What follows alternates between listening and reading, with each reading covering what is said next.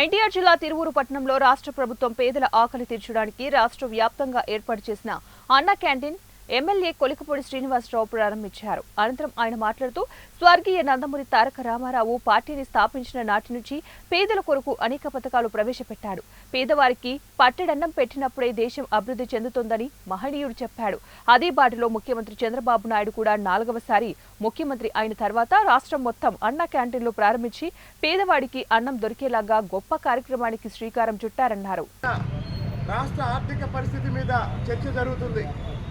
రాష్ట్రంలో ఆర్థికంగా అనేక ఇబ్బందులు ఉన్నప్పటికీ పేదవాళ్లకు అన్నం పెట్టాలి అనే లక్ష్యంతో ప్రాధాన్యతా క్రమంలో ముందు పెన్షన్లు పెంచాము, ఆ తర్వాత ఇప్పుడు అన్న క్యాంటీన్లు ప్రారంభిస్తున్నాము. కాబట్టి పేదవాడికి అండగా నిలబడే ఏకైక లక్ష్యంతో చంద్రబాబు నాయుడు గారి నాయకత్వంలోని కూటమి ప్రభుత్వం మన ప్రభుత్వం పనిచేస్తుంది.